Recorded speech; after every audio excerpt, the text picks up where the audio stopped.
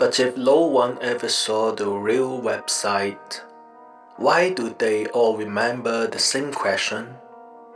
I'm Kim, and this is Hung Channel. Do you know there was once a mysterious website in Japan that asked just one question? Do you like the Red Room? Tonight, we'll uncover how a simple pop-up window spread fear across the early internet. A legend that blurred the line between the digital world and the unseen. By the end of this story, you'll understand why this tale was never just on the screen, but watching from the other side.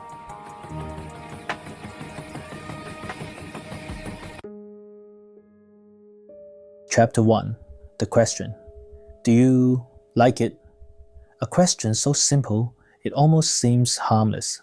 Yet, in the late 1990s, Japan, it became the most terrifying sound people could imagine. It began with a red pop-up window that suddenly appeared on the computer screen. Inside the window, there was only one sentence.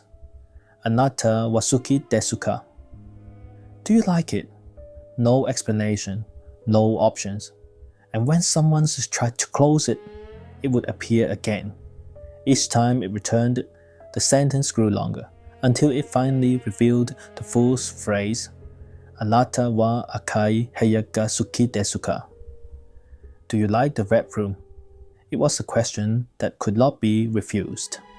The crimson glow from the screen cast light over the user's face, and the synthetic, mechanical voice spoke the word, emotionless, yet somehow waiting for an answer.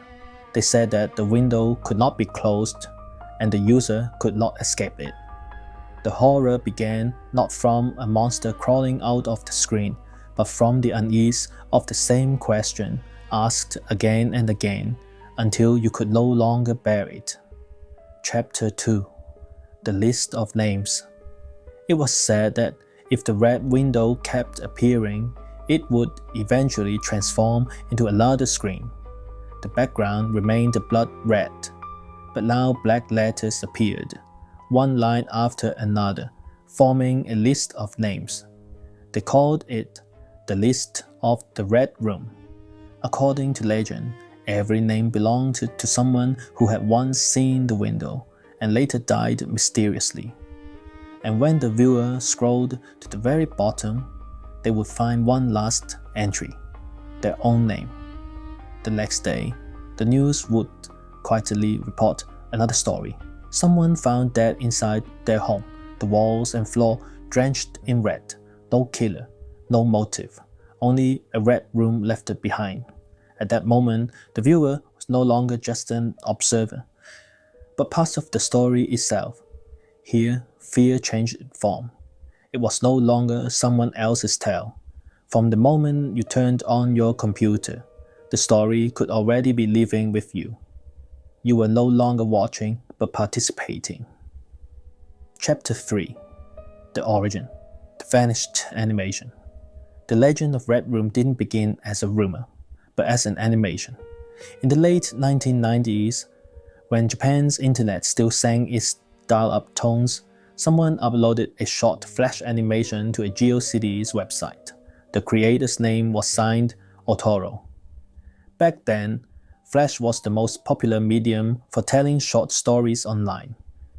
This animation became the prototype of the Red Room. It told the story of a teenager who heard rumors about a cursed pop-up window. That night, while browsing the web, he saw it for himself. A red window appeared. He didn't believe in curses and tried to close it.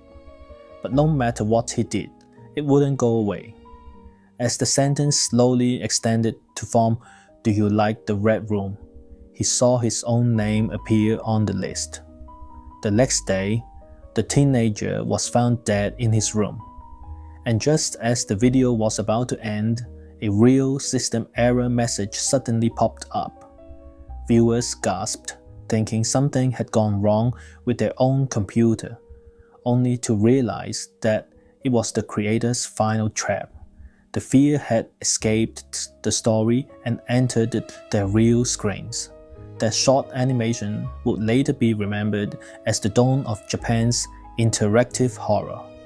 For the first time, audiences weren't just watching a story. They were inside it. The phrase Aka Ihaya, the Red Room, soon became the symbol of a whole generation's digital fear. Chapter 4, Reflection of Reality, 2004, Sasebo City, Nagasaki Prefecture, Japan.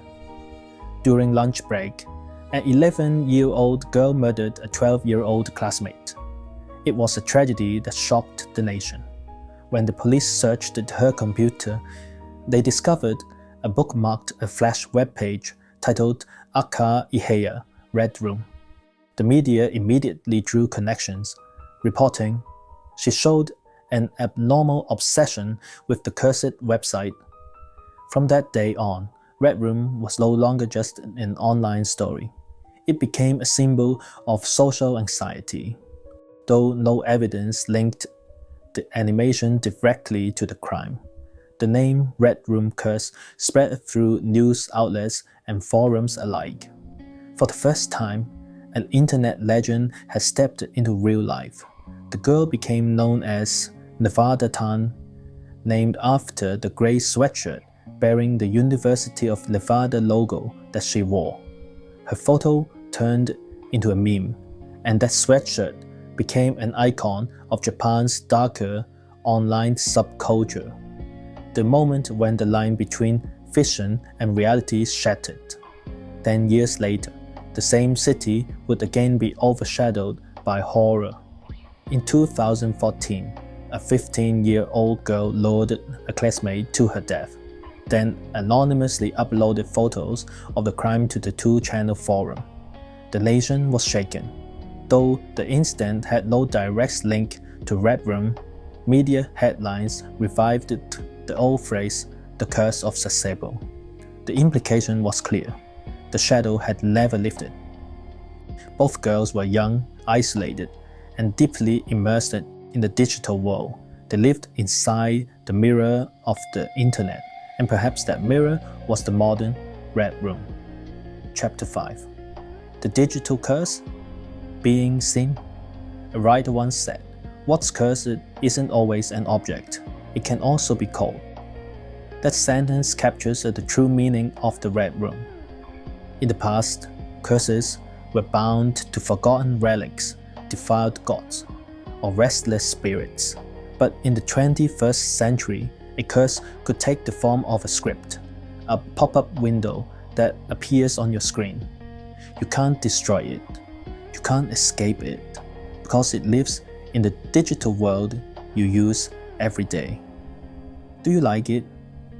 The question sounds harmless, but it's almost like a login verification, confirming that you are still online. And while you stare at that red window, you are being seen as well. Your fear, your curiosity, the time you hesitate before closing the tab, all of it is recorded. What makes Red Room so disturbing is not the story itself, but what it foretold, an age where we are constantly watched and analyzed, yet still believe we are free. Perhaps the true curse that began the moment we started clicking accept. Chapter 6, The Crimson Echo. In 2020, Adobe Flash officially ended its service. The original Red Room animation can no longer be played in its native form, but the legend didn't die with it. It survives through remakes, horror games, and retrospective videos, a kind of nostalgic terror, reminding us of a time when fear was first written in code. And today, our screens still glow. Every day brings new pop-ups, ads, alerts, notifications. Each time we click accept or confirm, we're answering that same question. Do you like it? Maybe the Red Room never disappeared. It only changed shape. Now it hides in social media pages, in privacy policy buttons, in the algorithm's unseen gaze behind the screen. The true red isn't on the walls anymore. is reflected in the light of the monitor, and all of us are already sitting inside that room.